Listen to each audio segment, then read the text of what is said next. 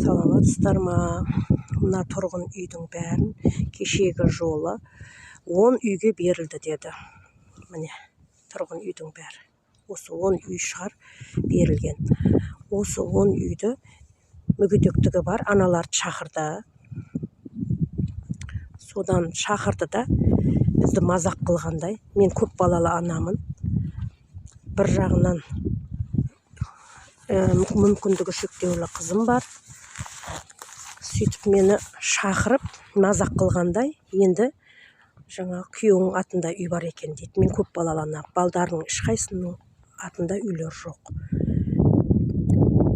Міне мына үйлер.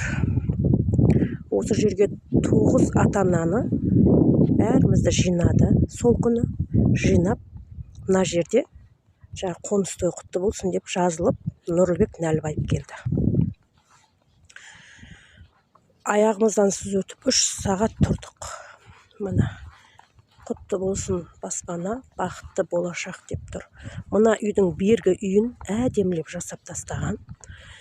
Содан осы жерде тұрдық. 9-ымыз 10-шы Нұрлыбек Нәлібаев келген кезде, сол кезде соның келе жатқанда, жақындағанда, мына үйдің егесін бізге қосты. Жақындағанда, міне мына үйді жасап тастаған үйді. Оған дейін оны біз білмейміз. Бізді мына жаққа алып келді. Мына екінші үйге. Бет қатты жасалмаған, бірақ отырдық. Осы үйде 9-ымыз қыздарымызбен, балдарымызбен отырдық осы жерде. Сағат 11-де бізді осы жерге жинады. Сағат 2-лерде Нұрлыбек Нәлібаев мырзамыз келді.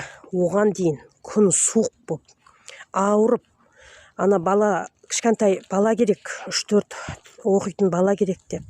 Ол бала тауып, мен қызымды алып келдім. Қызымды алып келсем, ол 13 жасар қыз, бұл болмайды, біз беретін ойыншығымыз кішкентай деп айтты акиматтың адамдары. Сөйтіп тұрып, ол баланы да ауыртып, қызым да, өзім де қатты ауырдым сол күні. Аяқтан сыз өтіп, ертеңіне кілттеп, оны ауырғанымызды ұмытып кетіп, кілтті алып кел деді, кілтті алып келдік осы жерге. Осы жерге деп, ЖК-ға кілтімізді қайтадан алды да, отбасылық барыңыздар деп жіберді.